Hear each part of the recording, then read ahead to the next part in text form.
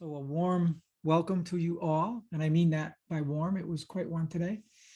And to Bee Talks, yeah, and during that time, I mean, we've had extraordinary sessions, and I've learned a lot about beekeeping during that time, and from you folks making me dig through literature and leaving the conversation sometimes thinking, well, I didn't do a really good job of answering that question, did I? So thanks for hanging in there with me, learning. And so we're going to start our season here. Before we do that, let's talk a couple of housekeeping things. We do have two other events this month. One is a talk I'm giving in lieu of our scheduled guest speaker who pulled out on us because of a family situation, but they've agreed to come in October. So I backfill with a talk I want to give on honeybee flight and sexual reproduction, which is a flight that a talk I give all over, and it's the least controversial one of my talks, hopefully, but it's it's a lot of interesting biology and really fun talk. So I hope you join me there. And then of course we have our spring inspection workshop coming up. Barbara, I know you've been waiting. I know you're waiting for this. And we should have some really interesting things to talk about because I've been up to the yard a few times since we installed the packages last month, and I think it'll be informative. And if you come and join us for that workshop at Massaro Community Farm in Woodbridge, and that's on the Saturday, the 20. What is that one? Somebody has to look that up for me. Let's see. The 23rd. That's the 23rd. Spring inspection. Yeah. Yeah. So that's coming up right away. So that's going to be the spring inspection workshop. So we also loaded a package of bees in the top bar hive there. And I think people really enjoyed that look at what it takes to start a top bar hive. And I think that you'll be really surprised about what those bees did in that top bar hive if you come and see what kind of comb they've drawn, how they're managing the comb, and how the queen took the colony from near death to a colony that looks like to me it's going to survive. Half the bees in that colony died after that installation because of the extraordinary cold weather. Even though it had an insulated top, it had no comb. They had no comb to cluster on. They were trying to build comb from scratch, and it didn't do well. So it was one of those March installations where, if you don't have comb and you don't have a box to put them in, and they're on their own trying to make a colony, it was a little too stressful for them. But half of them did survive. So we had a 1.5 pound package rather than a 3 pound package. And there's a little phenomena that occurs with a 2 pound package also, is that they build really quickly. So smaller colonies, smaller amounts of bees have a tendency to want to catch up. And I think you'll be surprised. So those are the two events coming up. We have a full line of speakers scheduled for the rest of the year. I will be in Thailand starting May 14th.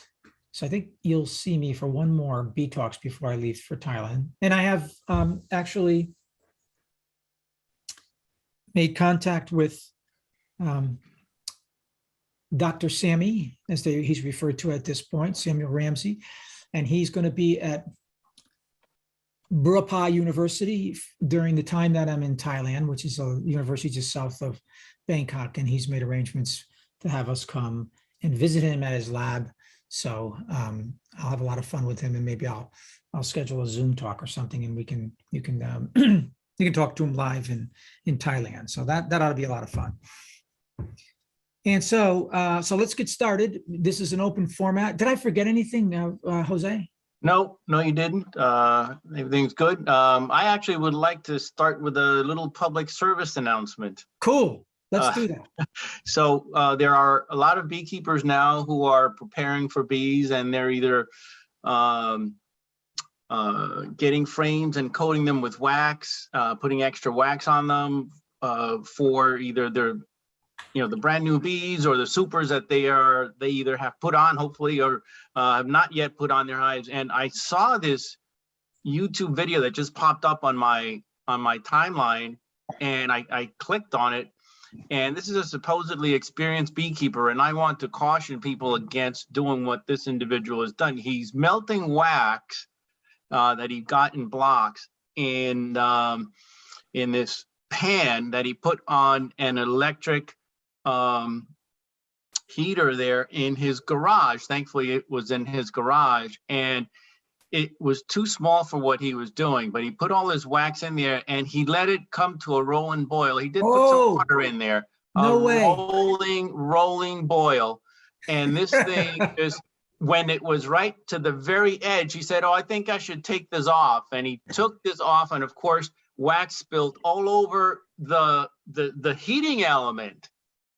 And then when he went to transfer it to the bucket where he had prepared this bucket on the side with pantyhose over it to filter the wax, he spilled wax, melted wax everywhere, because he really wasn't prepared. He probably got his hands burnt in the process. But so I would caution people, please do not do that. That was terrible. They could have started a fire so easily. That wax will burn, catch fire, and you're in trouble. Yeah, so pure carbohydrate, and it will burn like gasoline. If that was an open flame burner, he would have been in real trouble. It was probably electric burner. It was electric. And he would have been. You don't have to, of course, you only have to heat wax to 140 degrees. When it melts. And I always melt my wax in a double boiler. You can get these chicken fryers at the Goodwill store if you want for $2, or you can buy them online or go to whatever your discount big box store is and find one. They have a nice little basket. Then you can get the aluminum pour cans, put your wax inside that, and you can bring the water temperature up around that can. You can precisely control it with a little thermostat that comes on the deep fryer, and and melt your wax in a real precise way. And when you're making candles, of course, if you're going to make candles with wax, you don't want to overheat the wax like that. It affects the way that the candle burns. All right, so we're going to start today, like we've been starting all of our seasonal bee talks, with the bloom calendar. And so I would like folks to contribute if they've seen their bees on any kind of bloom. And I think Tom may be on this meeting. Tom, are you there today? Wait a minute. Tom's here? Yes, I am here today. There he is. All right. I know that, yeah. So I noticed by me the cratigas, the Washington hawthorns, are well budded and about to open. By me, I noticed my peaches are going to be open in just a couple of days. Those are right around my house that are going to bloom. I still see a few flowers in skunk cabbage, but not a lot. And Lindera or spice bush is full bloom right now. And that they're really all over that. That's a tiny yellow flower. Oh, if anybody, so if I'm just gonna interrupt you for a minute, Tom, because I want to. Spice bush is something that when we ran through the woods, when we were allowed to run through the woods when we were kids, we would break spice bush branches off by just running through them. And every time I smell one, it reminds me of exactly that time when, you were still, it was okay for you to go into the woods without getting a million ticks on you. But if you look up spice bush, look that up, break a twig and smell it, please. Just do that. And I don't know, are the swamp or red maples? I know the flowers are full opened. When the flowers are totally open, is there any pollen left or nectar for bees? Do you know, Bill? Yes. So that's both a pollen and a nectar plant. Oh, cool. And so they'll bring in sometimes it's softer maples, which are still hardwoods. They'll bring in a greenish sort of gray pollen. And Marta, and she says that the andromeda, with Japanese andromeda or Pyrrhus japonica, that's a landscape foundation planting. is in full flower. She says the wild cherry is in flower, and the boxwood, which is in flower, and those are all bee plants. Yeah, Tom, it's interesting you say that because I do have Japanese andromeda on my property and there are bees all over it, but they're not Apis mellifera. They are all the ground bees, the cellophane bees and whatnot. Not a single honeybee is on that, on those Yeah. bush. So the native bees are after the pollen, and there's obviously no nectar there for the honeybees. And the pollen doesn't, the honeybees don't have any interest in that pollen. I thought that was really interesting.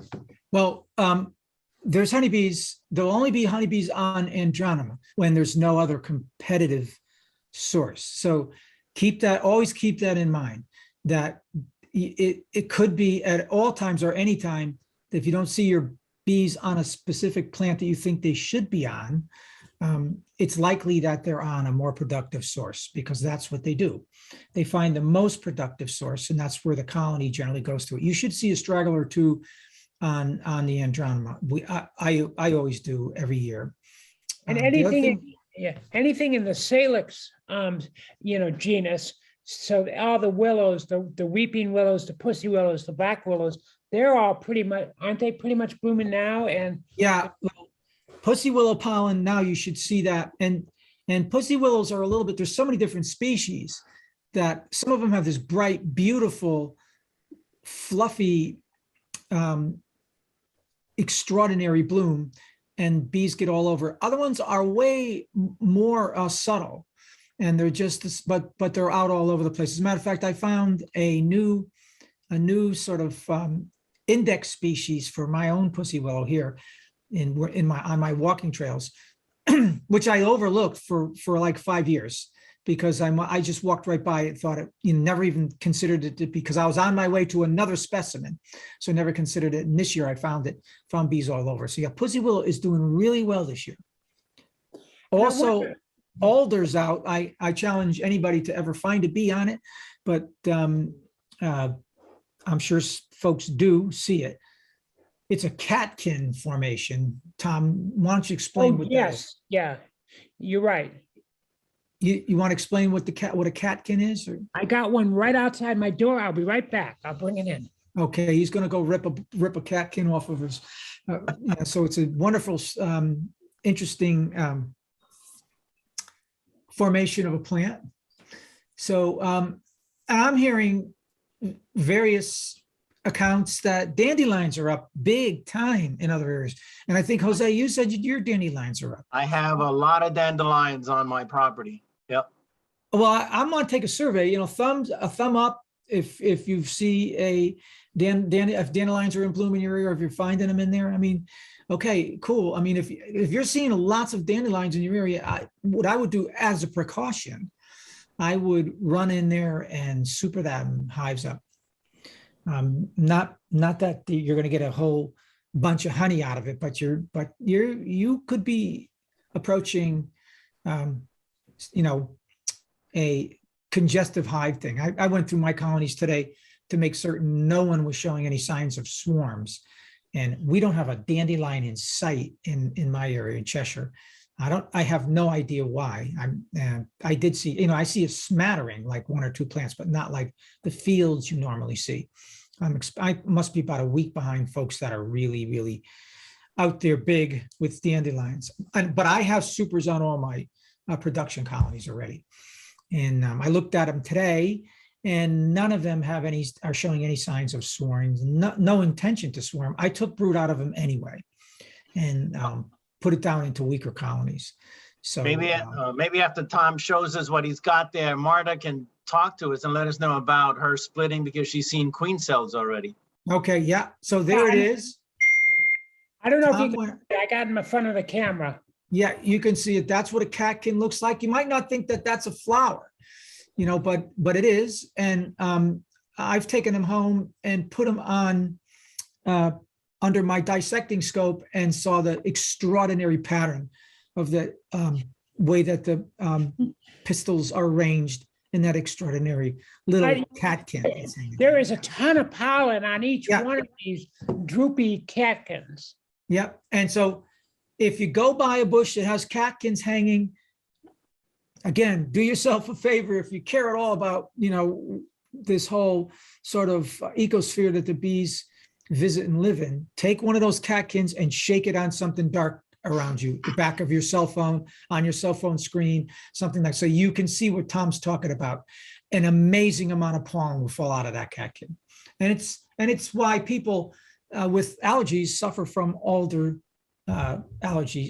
It's a wind-borne, it's a light enough pollen to be wind-borne and or aerosolized. Maybe that's the term I guess we should use from now on. It's aerosolized, and then you can breathe it in. So people do have a little bit of a problem with that. Okay, what else? So I wanted to make sure that Pamela, I don't know if Pamela's on here, McManus, she said she saw some things. I can't remember. Oh, what'd she say? She saw, pussy willow, of course, we talked about. Siberian squill, yes. Now that, Tom, explain that plant. I believe that that's generated from a bulb. It does. Yeah. I think if she's what she's talking about, it has a flower similar to an iris. Am I correct? No, it's a little tiny thing. Yeah, very small. They're quite delicate and pretty. Yeah. And bees work them, and they're a part of the landscape. And I remember telling somebody that, hey, that's a great plant for bees. And they said to me, well, I don't want any blue stuff on my lawn. I just cut them down when I have it. So yeah, so leave that stuff for the bees, I But mean, there's it's lots not of things. Huh? It's not a native. It's an ornamental plant. Yeah. Some human put it there, Yeah. Yep. Cool. I think that's got a blue pollen also. Does that have a blue pollen, Michael?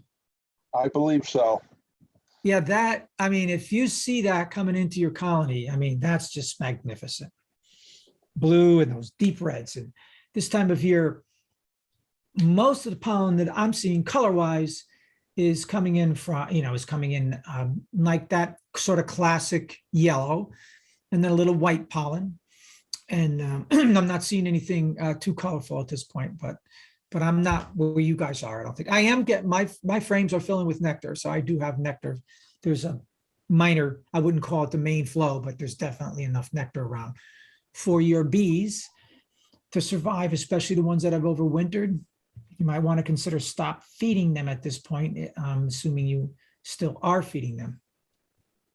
All right, so thank you so much, Tom. And for the other folks that made a contribution to our bloom calendar, I suggest to folks that want to, that you keep a bloom calendar. And as I mentioned many times, it will lessen your anxiety about what your bees are actually working and whether or not they have enough to eat. All right, so so why don't we just entertain some questions? I know there's got to be some out there.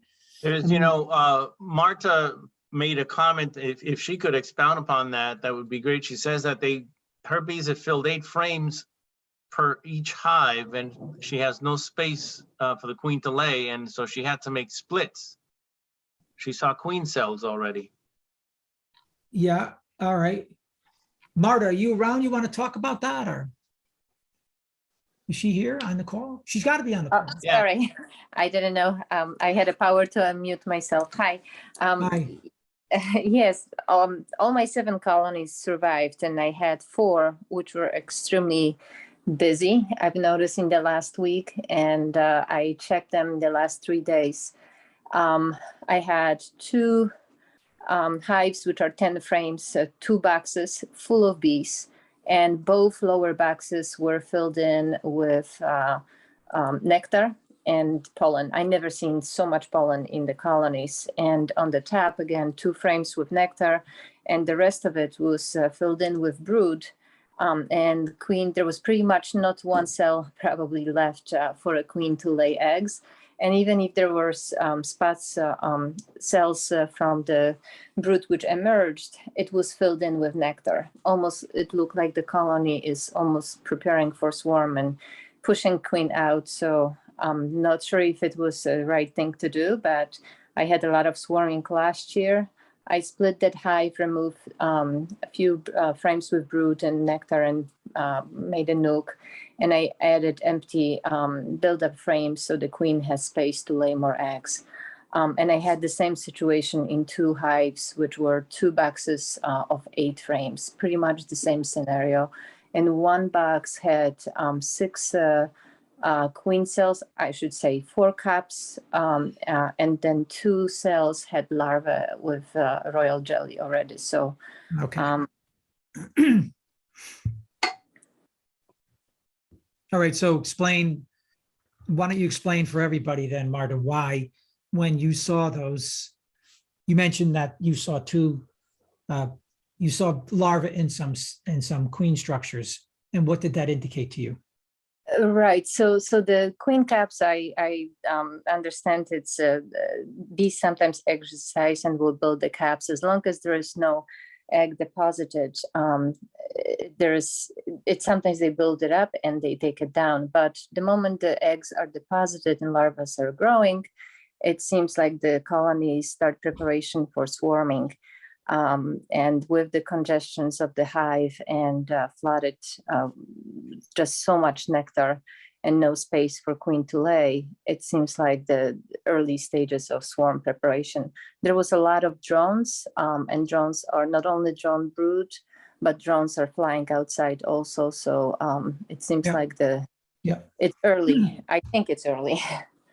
It's early, but I agree with your analysis. So, and I think most folks that have some experience with beekeeping would, because you've looked for all the right signs and you're reading via your observation what's happening in your yard.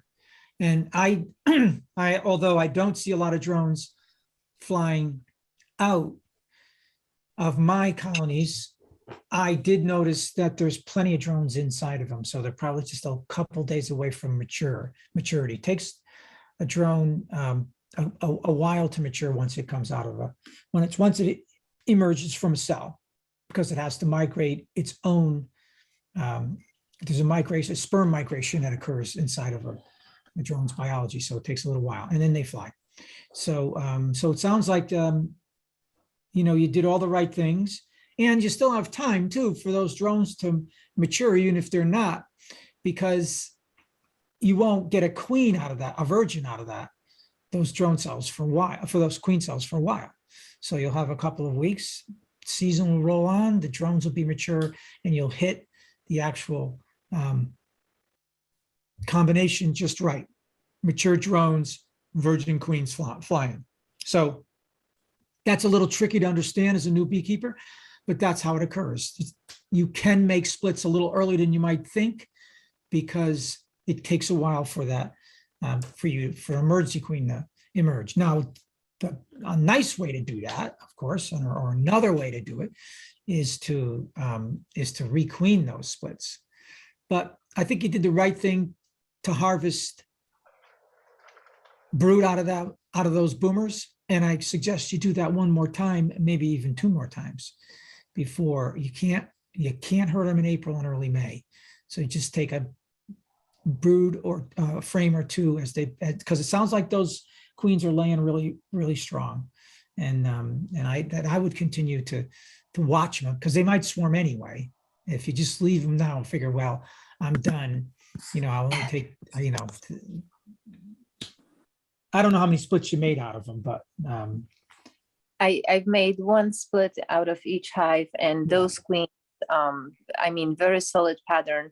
I really see it from pretty much top frame to the bottom, side to side. So not that beautiful arch shape. It was pretty much maybe because the queens were desperate. And another thing was that I found queens on the frames with nectar, which that was actually first frame I pulled out from external.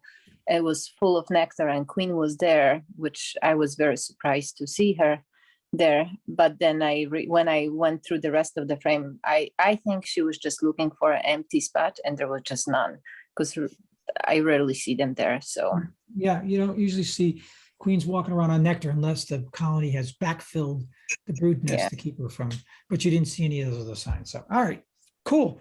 I mean, I think that's now just before we leave that, Marta, what are you doing for Varroa control during the year? I did. I usually late November, December, I do oxalic acid. Mhm. I repeated oxalic acid in February. I was able to check, actually, I have those AZ hives, so I was able to peek inside the colony to see if there's any brood. Yeah. So I did the oxalic, and then usually summertime, I think around July, I use the Formic Pro patties. All right, so combination of Formic Pro, which is a miticide that will kill mites under the caps, and then oxalic acid, which is a treatment for, and you've used them at exactly the right time of year when there's very little or no brood, and you're going to knock down your phoretic mite population. Sadly enough, that's a situation we're in, and Marta's got good genetics, and she also has a strategy for mite control, and it sounds like it's working, and that's as simple as that. You know, you got to have a strategy for your mite control, execute that strategy, measure, and then you're in pretty good shape. Now, again, you made me just think of one other thing. Why don't you explain the AZ hive to folks? The AZ hives, those are Slovenian type of hives. They built a kitchen cabinet. You have 3 chambers. They have a different structure. So instead of Langstroth boxes, which are you stack one on the top of another, you have like a kitchen cabinet, which has 3 sections, which are separated with different dividers. And the hives I have are hybrid between Slovenian AZ hives and Langstroth, which means that the frames are built differently, but they can accept the foundation, traditional Langstroth foundation. So you can interchange the foundations in those frames. And the frames are sitting on like metal bars. You pull them out like you will pull the book from the bookshelf. So there is no lifting of the hives. The hives are in their compartment. You manage the bees. There's a door on the back. The bees fly out from the front of the hive. On the back, you have the door, like a cabinet door, which you open, and then you have screen doors where the bees are. The frames are kind of hidden behind the screen doors, so you can remove those screen doors to access to the frames.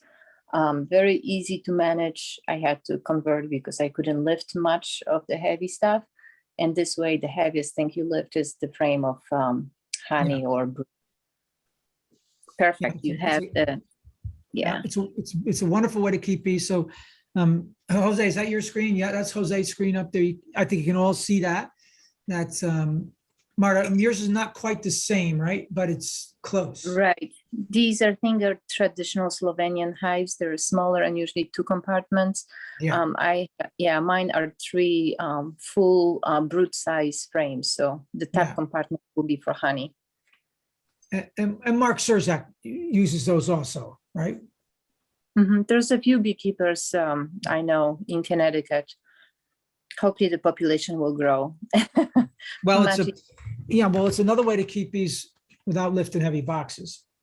Right. So that's something that top bar hives do, and horizontal hives and other ones. So cool. All right. Well, let's move on. Thank you so much, Marta. Hey, Bill. Yeah. Hey, it's Gary Grzwinski. How are you? Gary, where are you? I'm on my phone, which is not allowing me to share my video because it's a work phone. So apologies. Cool. Got a question. What would you do question?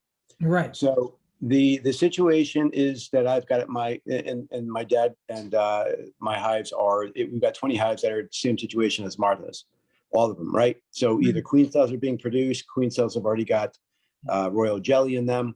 They're bursting at the seams, 10 frames in both deeps, packed with pollen. I've added supers to every single hive. Well, I should say mediums and honeys, to kind of allow for a little extra growth and whatnot. But my question is really around splitting. I leave for Florida in 2 weeks. Should I split before? Because I've already seen queen cells capped in 3 of the hives. Well, you've already split them, right? I've already split them, right? But I've also yesterday, I had another beekeeper here with me, and we destroyed, the beginnings of queen cells in 3 hives. So I'm just curious. I don't want to get the phone call from my neighbors that I've got 1 million bees swarming in my backyard, and I'm not there to do anything about it, right? So would you split before and then let them sit in the same apiary to let them mate with drones? Because drones are flying. Yeah, no, I was watching them. yeah, I split them and before you went. And what that would do is, how long are you going to be there? 4 days. All right, so you're going to be right back. Yeah. Yeah. But if you don't split, if you don't split them, you might have swarm before then. So you split those. So I would split them. Yeah, knocking down queen cells and not changing the configuration of the box will only mean that they'll start to swarm urge again. Yeah. So you got to do something to change. Yeah, you got to do something to change the brood configuration, or they'll just pick up on swarming again. Done. All right. So that'll be good. Yeah. So enjoy Florida. Florida will be hot this time of year, right, Gare? It will be. It will be. It's already the humid weather has already come, and all the snowbirds have already left. So All right. Cool. yes, sir. All right. What else we got? That's it. Karen has her hand up, and so does Lauren. So folks, please feel free to unmute yourselves and speak up and ask your questions. I just wanted to follow up to Marta about the AZ hive. I haven't seen one of those before. And I wondered if you have a local source to get them. And do I understand correctly that you can only really basically have one super, but it's a full deep as the super? Thanks. Marta, you want to answer that? Yes, absolutely. Unfortunately, with the sources, I actually drove to Virginia. We went to Alexandria, and because the shipping costs were just extremely expensive. So we brought it in the Jeep. So it's difficult right now with transferring. They're very heavy. They're like 400 pounds probably. Big boxes, solid wood. But I can send you the information I have, and also if you would like to see the apiary, how everything looks. I went in summer last year, New Hampshire. They big with Slovenian hives. There's a whole community there, and they have open house usually in August, where I think last year there was like 6 different apiaries, Slovenian hive apiaries. Opened the door to everybody so you could go and visit during the day, the whole management of those hives. And it was just amazing. So you don't have to go to New Hampshire. You can come to Simsbury and check it out. Thank you very much. I appreciate it. Thank you. And I think, and you might want to also, Lauren, you might want to check with Mark Surzak about where he where does Marta, he's got so many of them. Where does he get his? Did you ever ask him? I know there is somebody that builds also hives here in US. My hives came from Slovenia. They came from Slovenia, okay. They came there original from Slovenia. It's a very good quality wood, and the craftsmanship is just not comparable. I saw hives built in America, and it's just not the same. The bee space is not exactly precise. The Slovenian hives they have them for over 100 years. So they master the space and the dimensions and the whole management in those hives. So I think that makes a difference. Yeah. Hi, All Bill. right. Hi, Karen. Karen, how are you? Good, thank you. Good. So I just have one quick question. So I have mature hives. This is the 3rd year keeping bees, and I'm getting 2 packages on Sunday. So to start them, do you just do like you would regular split, like give them some brood, some honey, some pollen and such? I think I have a couple frames of everything. Or when you're starting a package, obviously in drawn frame, how much do you put in of each when you already are an established beekeeper? So if you have a pollen frames, which I'm assuming when you mean, so I classify my frames as food frames and honey. Okay. So just like you're talking about. So the food frames are primarily pollen. And the only kind of pollen that counts in my beekeeping practice is pollen that has a little shiny bit of The bee bread? honey. Yeah, it's bee bread with a little bit of honey that they put over the top of it to seal it. So that's the only sort of finished bee bread that I think is of any value to bees. So if you have those frames, I would put at least two of those in. And even if they only have one side of pollen, and half the frame is filled, even that's a tremendous amount of bee food for a package of bees to start with. Now they'll go through that rather quickly, or they'll ignore it because they may get out and start flying and find their own pollen right away, and then they'll just ignore that bee bread. But it's good to put it in there as a backup. If you have two frames, full frames of honey, so what I mean by two frames, so if you have half frames, put in 4. So if you have two full frames of honey, both sides, I would put them not on the end, but closer to the middle. And so I would have and in front of them toward where I'm going to pour the package, I would put the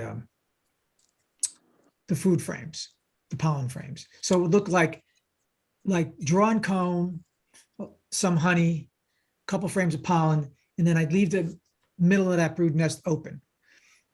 Right, so she would have plenty of room to come out of that cage, and you're getting them this Sunday, you said, or Saturday? Sunday, yes. Yeah. So would I do all drawn comb or some, Well, if you have drawn comb, there's no reason to keep it around because you only have to deal with it, right? So Okay. put it in the colonies and let the bees use it. Okay. And pick your best comb. Yes. And then so if you've marked, see, here's the problem with marking comb for the year. It doesn't work the second time you want to use the comb. It's like you got it marked for 2018, but maybe you didn't use it in 19 or even 20. In my operation, sometimes, colony won't, I don't know how long how aged it is. So I usually go by a little bit more by color. If it gets tarish looking and the comb and the cell structure looks narrower, I generally think that that's time to rotate that stuff out. So I wouldn't put that in there. I'd put young, newer looking comb, lighter color, if you can find it. Yeah, and then hang your queen, and you're going to shake your packages in. Yes. All Not, right. not like the first time I did it. Those poor bees had a headache, but I'll shake it a little bit and then I'll just leave it sit there with the open box on top and cover it. Oh, you're going to try to an indirect release where you're going to Right. bring. Okay, so you're going to bring the queen up Mhm. and put her on a frame. Mhm.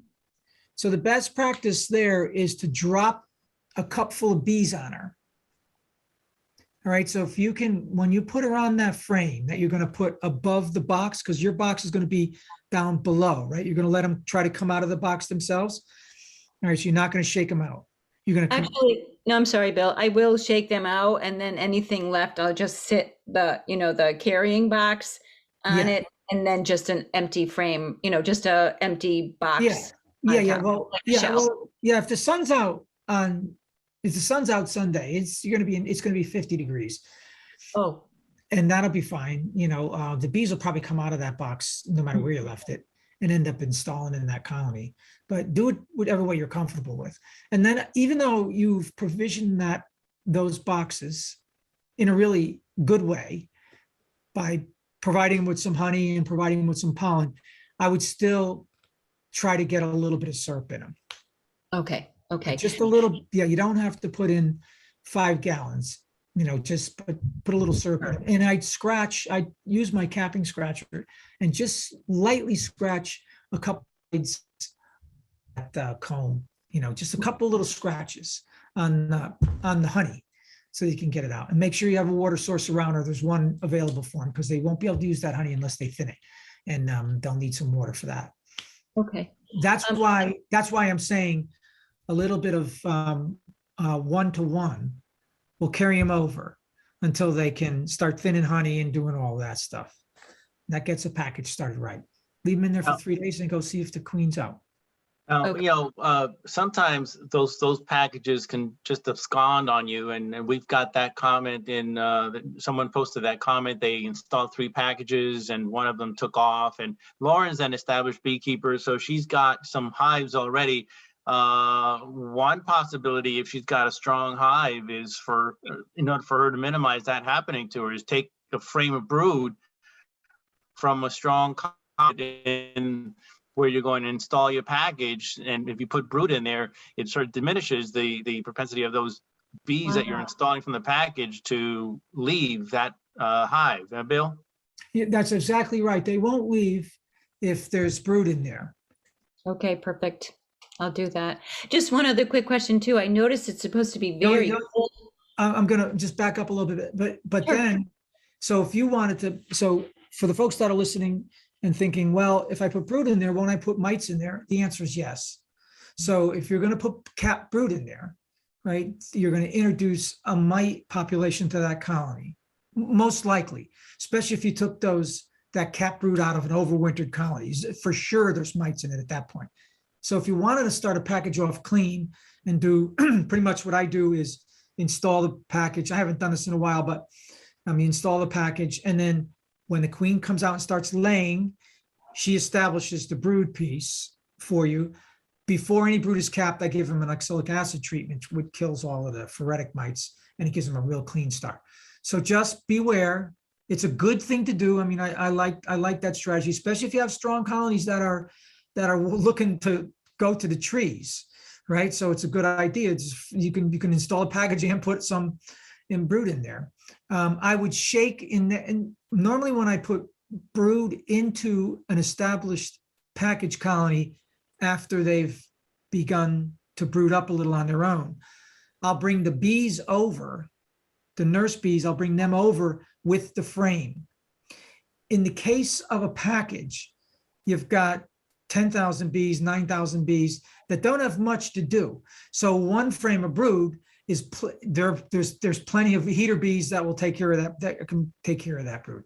And then you have food in there, which they can make brood food from. And they also, some of these bees coming up from down south, I'm sure have plenty of their own fat stores to just manufacture brood food right from the beginning. So, all right. So that's an interesting, what else did you have? What were you saying? Just quick, I was just going to say, I saw the weather is supposed to be in the very low 30s Sunday night, Monday night. Should I keep them in the garage and put them, and feed them a little bit and then install them? Or you think they'll be okay in that cold?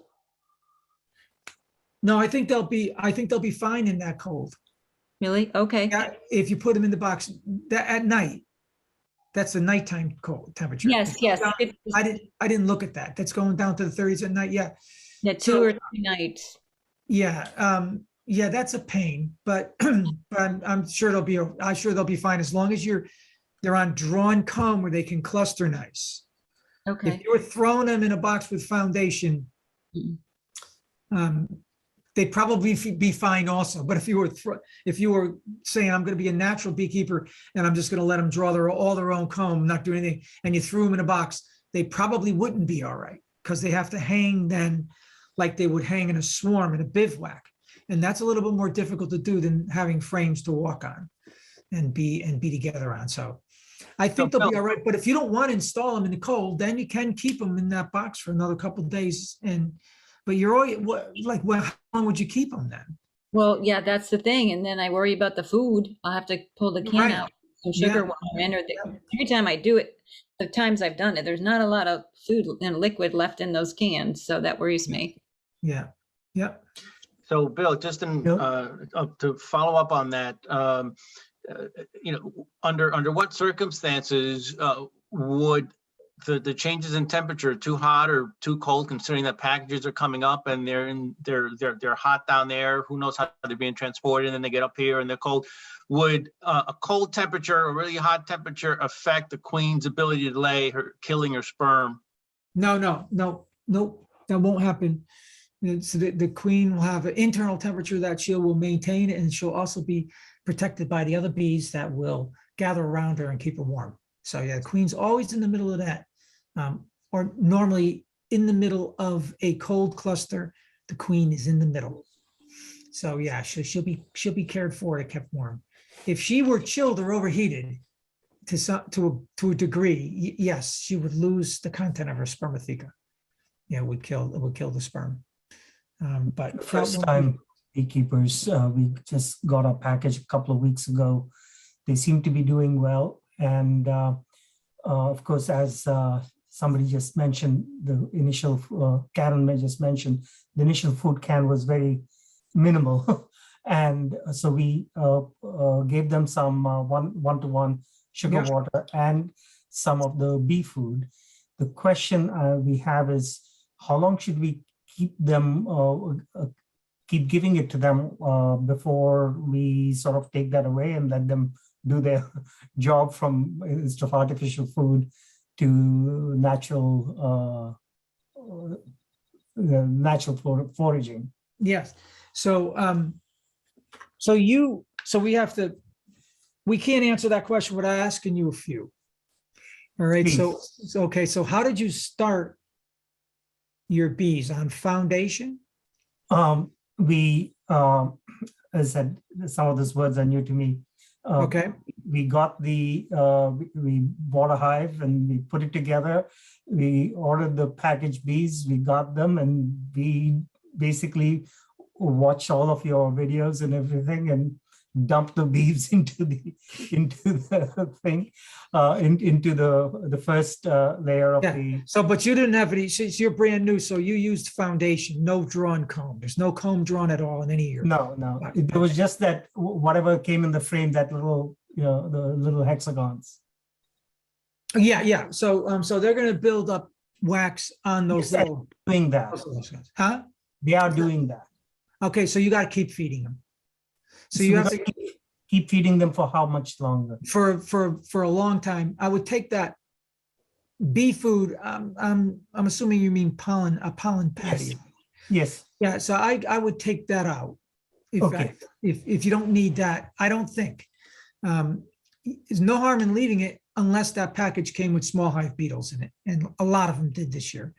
And there's a lot of packages that also come with small hive beetles, and then that's just a feeding ground for small hive beetles.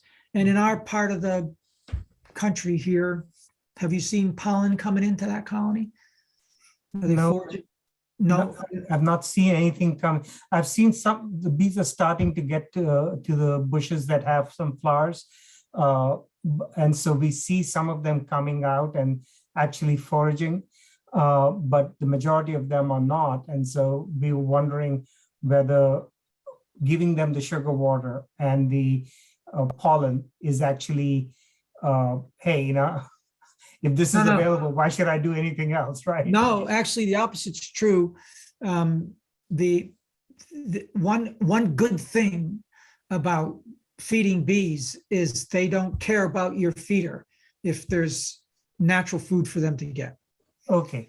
All right. So you check on that pollen patty, see that they're eating it. They are. They Okay. have been eating it. Okay. So and that was a pollen patty. Yes. Yeah, there's different kinds. So if they're eating it, that's fine. So leave it in there for a while then. But I wouldn't leave it in there very long because they probably don't need it, and they're probably on a pollen source at this point. But you're gonna have to feed them until there's at least 80% of the frames are drawn and utilized. Okay. So you keep giving them the sugar water until Right. for the next few weeks. Well, it might take longer than that. It'll take more like 14 weeks. Okay. From the time you installed those bees. Okay. Till they. Thanks. This is brand new to us, and yeah. Right. That's a great question. I'm glad you asked it. Looking for any guidance we can get. Yeah. So you're just looking for those bees to draw all the wax on those first eight frames. I'm assuming you have a 10 frame box. Yeah. Okay, and then you'll come back on Bee Talks every month, and Yes, you ma'am. and you'll give us an update. Absolutely. So far on 2 or 3 of the frames, on one frame, it's where we originally had the queen.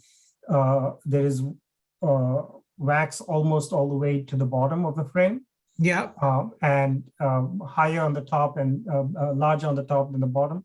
yeah, And it's starting to about 2-3 inches wide. And it's on other frames, it is not as prominent, but it's there's about 3 frames with some wax buildup. okay, so next time we expect pictures. Okay, well, I was inspecting them with just Can't do the garden camera and the gloves. inspection at the same time, okay? No, I was just looking at them with just garden gloves, and my wife, was talking to her mom in Lithuania, and she comes with a camera with a phone, and she goes, "Ma," and showing them very close, and that loud sound. I got stung on them one day, You start, yeah. and so that was not a pleasant experience. But so far, nothing too bad. I've gone back and checked them again, but without anybody else, just keeping quiet and picking it up. Okay.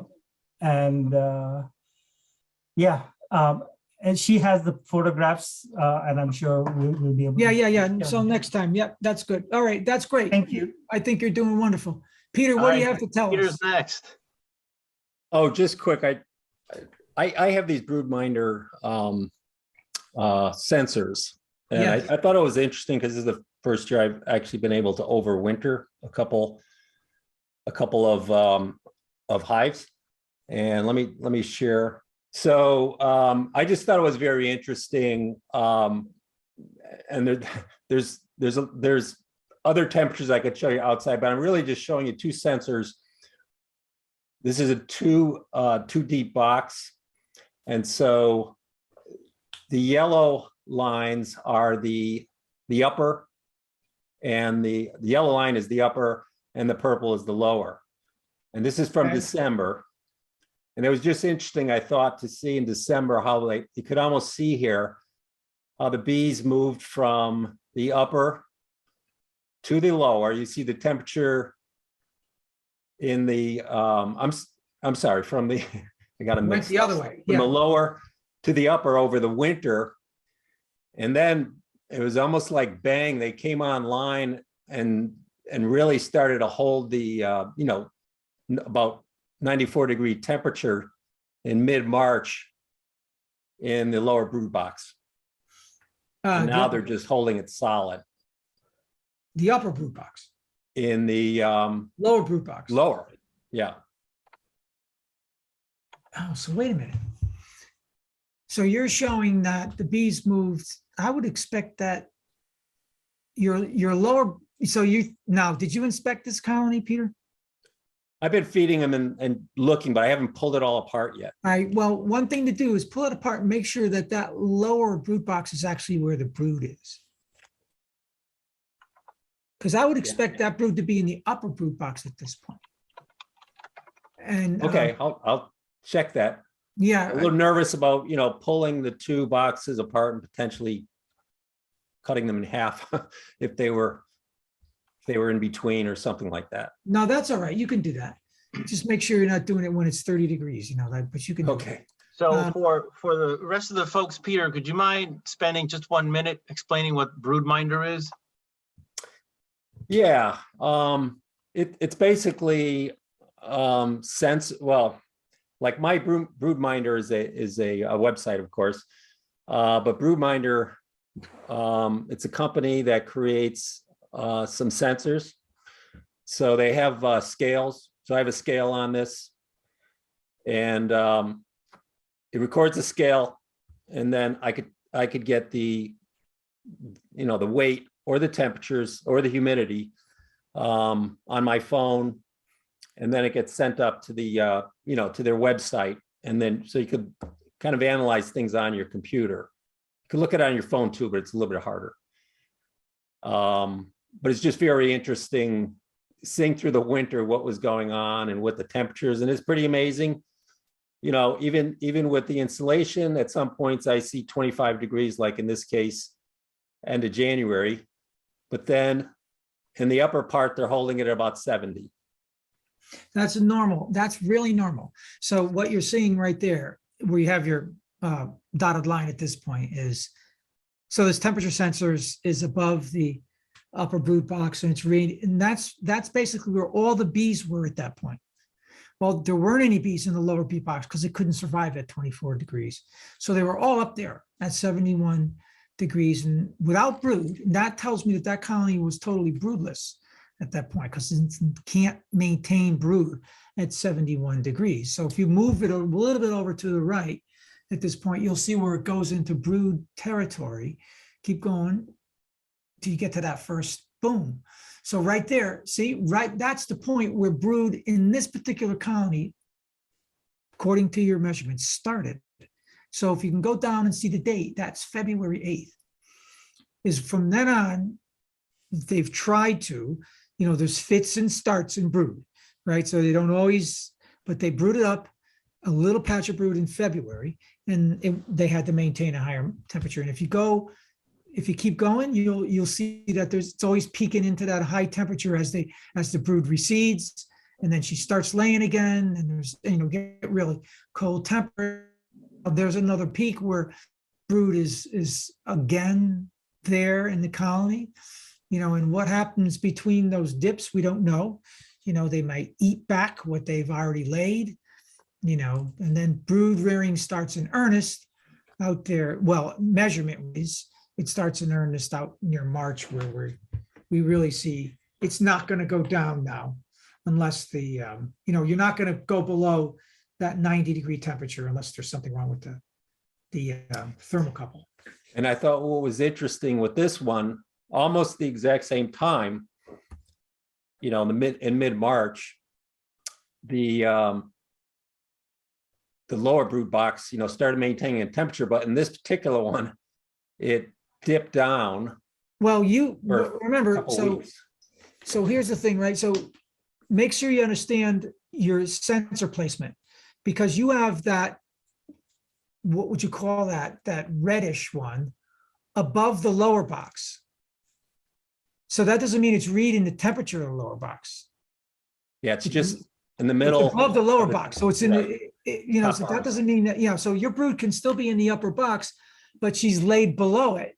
So you have, you know, frames that have brood on it that are both below and above the, you know, she crossed the center line of the two boxes. All right. So it's pretty technical stuff for new beekeepers, but it's really illustrative of what occurs during a season. But get in there, Peter, and then give us a report about where that brood actually is. All right. Yep. All And, right. and just one last interesting thing, you could also, these little numbers here are Wait. dates. Well, those are dates I went in there, like these 1, 2, 3, 4, 5. And, you know, anything you could record, whatever you saw. Yeah. This is mainly just refilling the feeder, but the rest of the year, it's, you know, what you saw in the hive and so on. Yeah, that's really nice.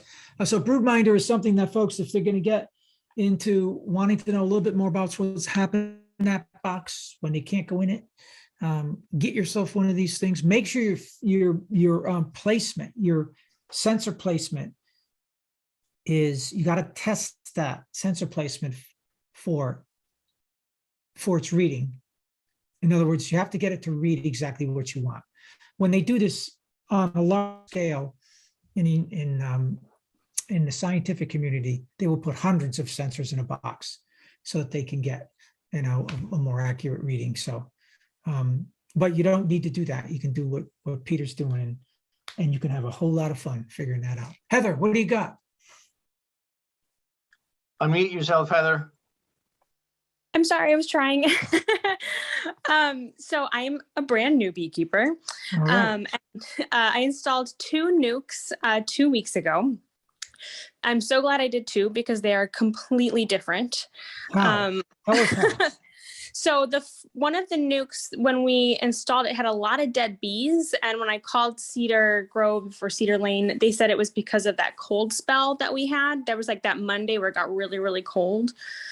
So How did you find the dead bees? Were they on the bottom of the box?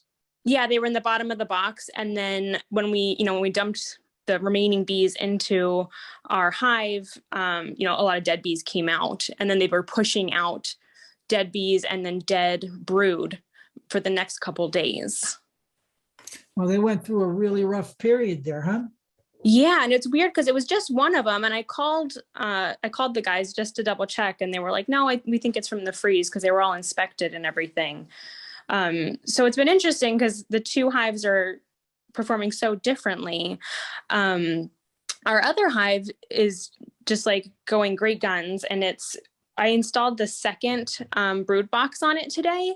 I'm using 8-frame hives, and I have a 1-gallon feeder that I moved up into the second box when I installed it.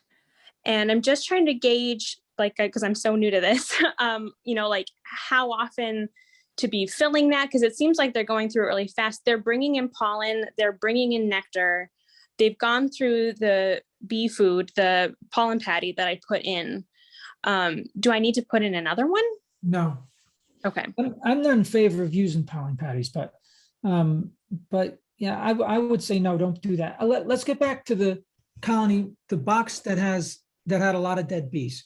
And then I want to ask you why you thought you might have needed a second brood box on the one that didn't have a lot of dead bees. So let's go back to the one that had a lot of dead bees. What's that one doing?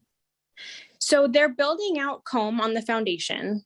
They've built it. You have a feeder on that? I do. I've got a 1-gallon feeder in both of them. They're both 8 frames. Okay.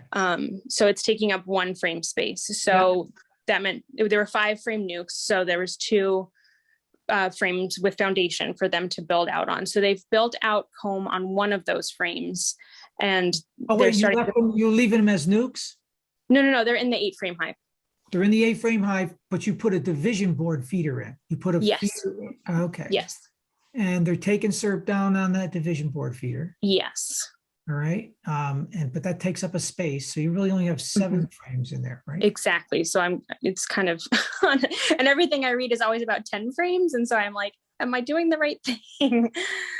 Well, you're okay with that. Just you have to make certain that you change your feeding modality to something above the bees when the weather, you might not want to do that next week, but after next week, if we get consistent nights in the 40s, daytime hives above 50, they'll do fine with an upper feeder.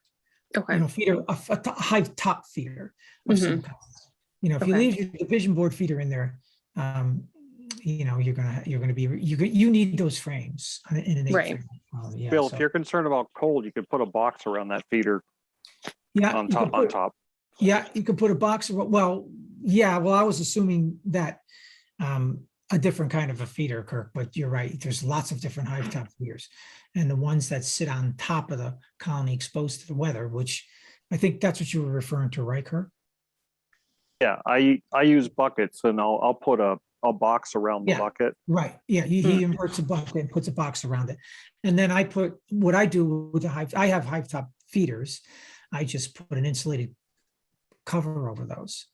And that insulated cover captures the heat coming off the cluster or the bees. It's not actually a cluster, it's off the bees' metabolism, and it keeps the syrup warm. So they can always get up there and do it.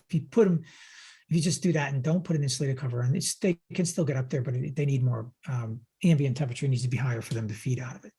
So there you are with the one box that didn't do so well. Now but it sounds like it's okay. I think so. I mean, they're drawing out comb. They're just slower than the other one, maybe because they had some turnover to deal with there. But I haven't seen the queen, but I see brood. It looks like they're laying. That she's laying. It came with brood. Yes. So so if it came with dead bees, so here's the problem with that first nuke. If the temperatures got low enough to kill bees in that nuke, and you found a bunch of them dead in there, you could have a bunch of stuff that looks like brood, but it's chilled. So you really have to get in there and pull a frame out that looks like it's capped brood and dissect some of those caps off and see if those pupae are alive in there. Okay. Because the Right. bees have been cleaning up. They've been uncapping. I saw some dead brood that they'd pushed out onto the entrance there. Yeah, so I mean, I can't imagine. I mean, I'm just guessing at this, but I can't imagine that you could have a bunch of dead bees in a nuke box that they died from chill and not have chill brood in that same box as a nuke. You know, if this was a package of bees, it's different. You know, they die and you see them dead. So you could still have a problem with that. So what I would do is I would check and make sure that the brood you suspect is in that colony is actually live brood, or are they in the process of uncapping that and pulling that stuff out because it's dead. It's been chilled. So that's one possibility. I mean, if anybody else has any other idea, I mean, I'm thinking that the two have to be connected. She has to have some dead brood in there, you know, and it's evident by the fact that the bees are pulling brood out of that box. Then if you do find that out, I would take a frame of brood and its bees from your other box and put it in there. Don't put the queen in though, please. Right. All right, just put a frame of brood in there that you know is live. Because right now, yeah, they'll draw comb because you're feeding them, but you got to get in there and the queen's probably fine and she's probably laying, but you make it that nuke could be way behind on that. Yeah, it seems, I mean, it's so far behind the other nuke. Yeah. So yeah, great argument to have two hives, right? Great argument to have two hives. Now, why did you decide that you needed a second box? And by the way, is that second box drawn? You're a new beekeeper, you said. I am new, so it's just foundation. It's not drawn comb. So they drew out all the foundation already for you? Yeah, there was like half of one side of one foundation that they had not drawn out when I checked it this morning. And so that's why I put the second box on. And you left the feeder in the bottom box? No, I moved the division board feeder into the top box and then put an empty frame into the bottom box. Okay, good. Now that's probably the right thing to do. You don't need any comb building down on the bottom, except for that one and a half frames. Let's say, right. You have one frame of foundation, and the other half frame you have to build out. So yeah, I think you're in good shape with that configuration. But I still steal a frame of brood from them and give them to the other box. Okay. Bill, what other factors do you think could contribute to those bees dying? And it seems a little odd to me that just 2 weeks ago, any kind of cold that we had around here would have been so severe as to kill those bees. Well, I can't explain why she got a nuke with dead bees in it. No, there's something else going on, I think. Well, so yeah, it was probably Mike, like one cup's Mike, worth. he's sitting back there not working tonight. Mike, what do you? Yeah, Michael, you got to jump in here, Michael. Were the dead bees in a nuke? In a nuke, were they in the front of the hive dead, like towards the entrance? I don't know. I mean, it was my first time installing a nuke, so it was a little overwhelming. But I'd say there was probably about a cup of dead bees in it. Oh, that's not that many. Oh yeah, that's not. Oh, I thought it was a lot of dead bees. Yeah. I'm glad you asked. No, that's not bad. A couple of dead bees is fine. That's nothing. Okay, it just looks like a lot, I guess. If you're, no, it looks like a lot if you're a new beekeeper. Yeah. A couple of dead bees is about 600 bees. Say, all right, mystery solved. Thank you so much. But it's still, I would still check and make sure you don't have a bunch of chilled brood in there. Okay. Yeah. And what could have happened is when you moved the hive, a frame could have smacked against the side when you brought it home. It could have, yeah. So 600 bees is not a lot of bees. Yeah, it's not a lot of bees to die. Yeah. Okay. All right. Okay. But so the message to you then, Heather, is to get the colonies equalized. Yeah. And because you have two colonies, you have the resources because you're seeing one that's building out faster than the other, you have the resources to move them around. Now, our friend and Vice President of CBA, Jose, just learned a valuable lesson, or maybe he even knew this, but he had what we would refer to as a dink just coming out of spring. And he added some brood to that colony. And what happened, Jose? Oh my God, I added a couple of frames of brood to that colony, which had, it went into the winter just fine. And for whatever reason, probably mite infestation, the population just dropped dramatically. And so during the good weather a week ago or so, when I inspected, the population very small, and the queen was there, could easily find her, and there was no brood at all. So she wasn't laying, she was very small.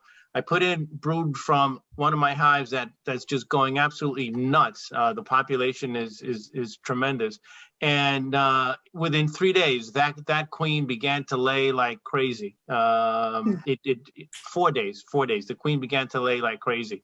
So it's picked up quite a bit. Jose, did you brush those bees from the frames before you put the brood frames in? No, I wanted to bring nurse bees with those brood frames because I wanted to make sure that there were enough nurse bees to keep that brood warm. Don't judge your queen until you, because she might not have enough motivation to lay, and sometimes a little shot of brood and some additional bees will get that colony going. So we're backyard beekeepers, we're not commercial beekeepers, so we have time to exercise a degree of animal husbandry that commercial beekeepers would scoff at. And Bill, you could explain this better than I can, but so people might be wondering, well, why, especially new beekeepers, why would that make a difference? Why would adding brood spur the queen to lay? And that has to do with pheromones. So if you can, if you want to. Yeah, I mean, it could be,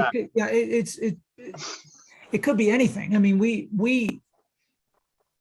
there was a recent scientific study which was done, I think, wonderfully. So the data, I think, is good in it, and it shocked the bee world.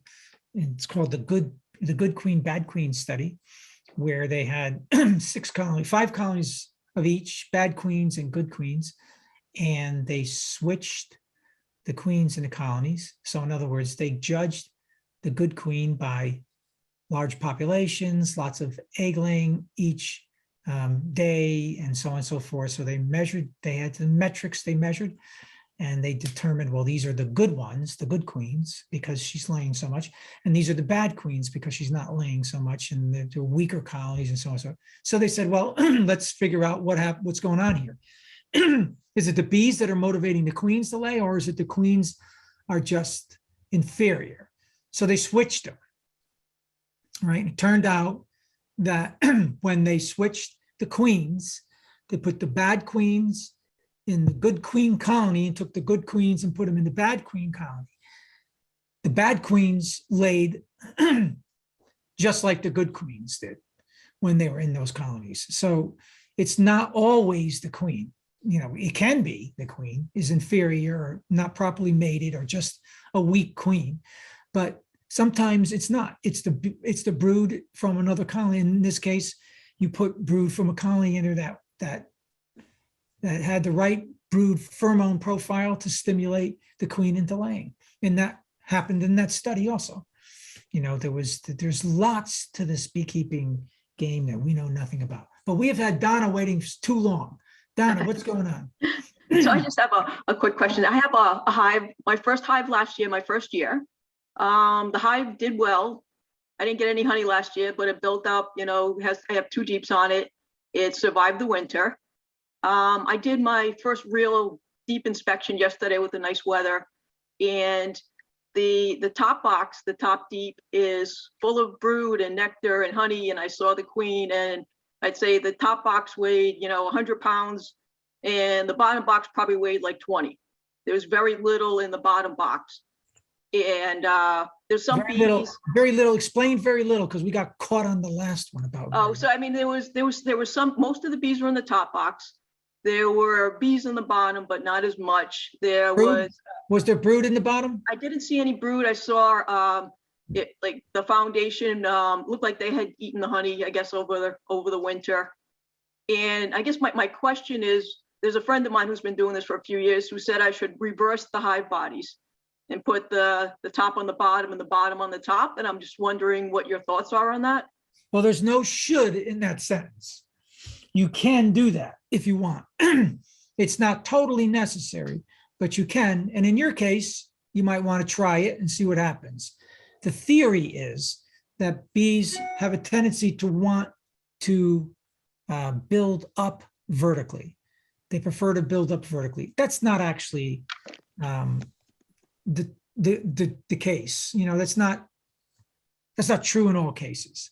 So yeah, you can do that. You can reverse them.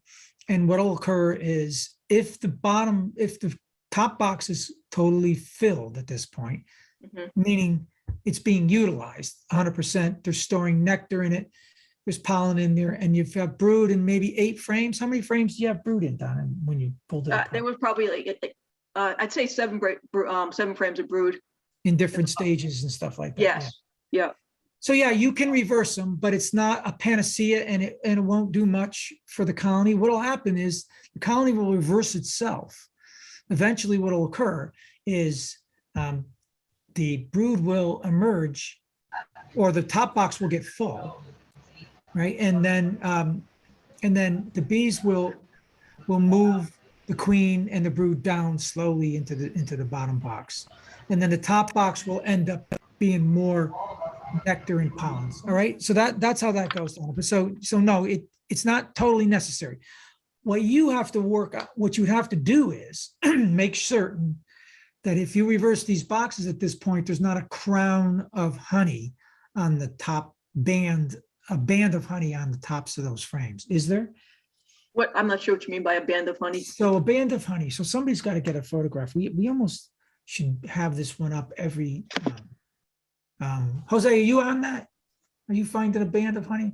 So with the way bees typically build out a frame, find it. The way bees typically build out a frame is, let's assume that the brood is in the center section of it. And then around that brood, and that the brood, the most mature brood's in the center, the deep center. Then as you move out toward the edge of that circle of brood, it's younger and younger brood till you finally get to open larvae and then eggs. And then there's usually a pollen ring that we call that the energy interface, that usually is in a crescent moon shape above the brood. And then above that is honey. Did you see that? I did on a couple frames, yes. All right. So if you reverse your colonies, they have to be able to walk through those frames. So that band, I would discourage you from actually flipping it if those bands are there, because those bands of honey on the tops of frames, right near the top bar, maybe an inch down or so, and then it gets fatter and wider at the edges. Bees, that's what determines lots of times bees will use that to determine the space they have. All right, so there's a band of honey. So so there it is. There's the brood in the center. Then there's the energy interface I talked about, those open cells there where there's nectar, and sometimes, in this case, it's probably just nectar. And then there's the honey band, which is what Jose is illustrating. If that's the condition in your colony and you flip the boxes, the bees will still define the space they have by that band of honey over their head.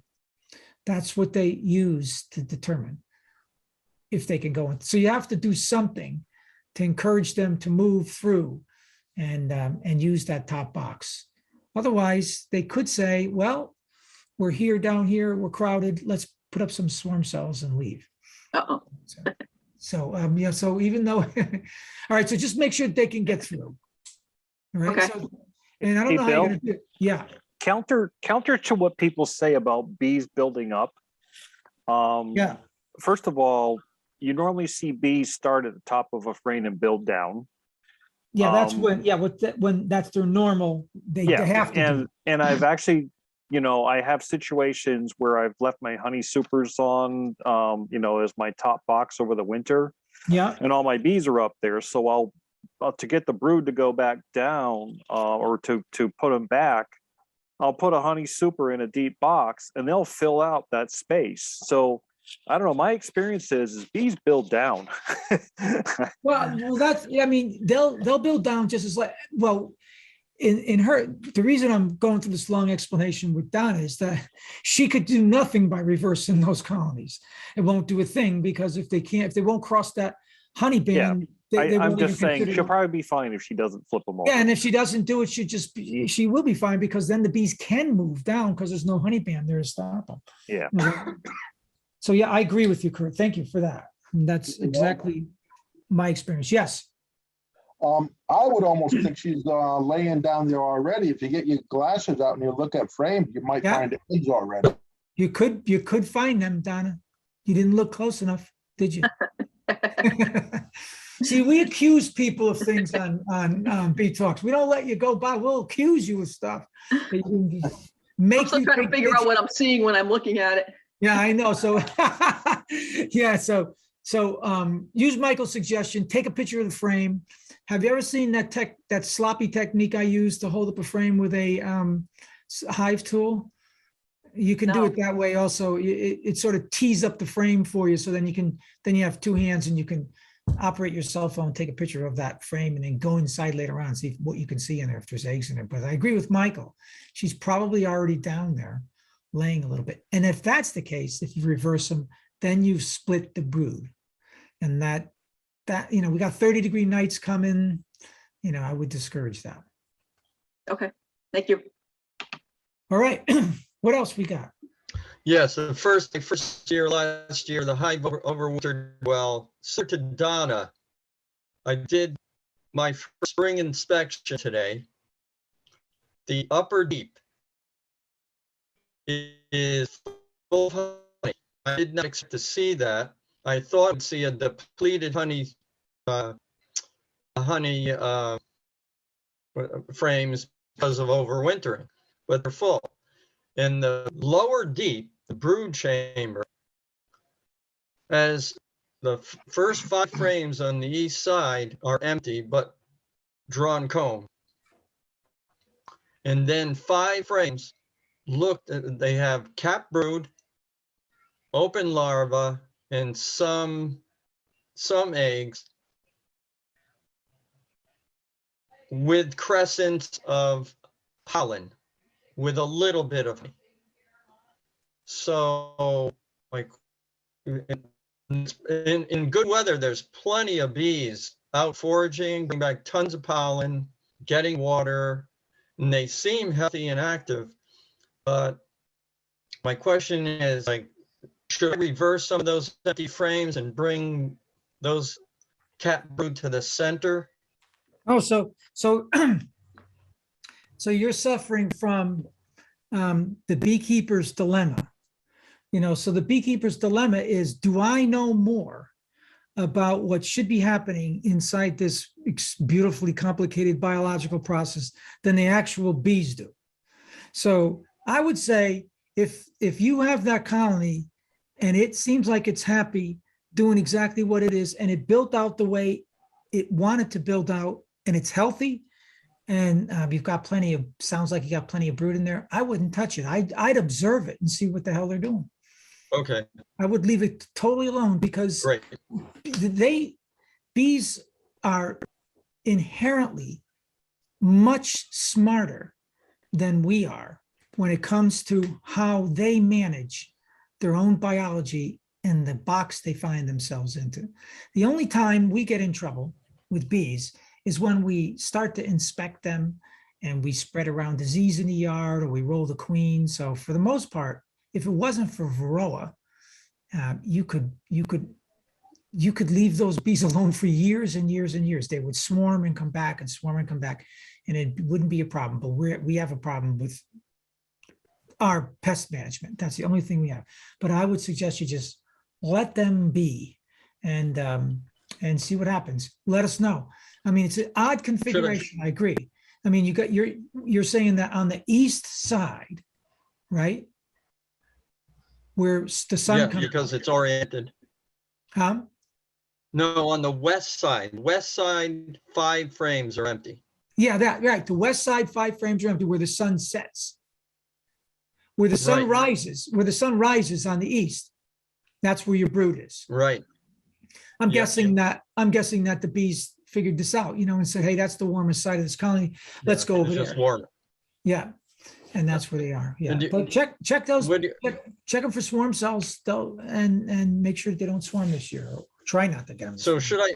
should I put a super on since D is full? Yes. I think Okay.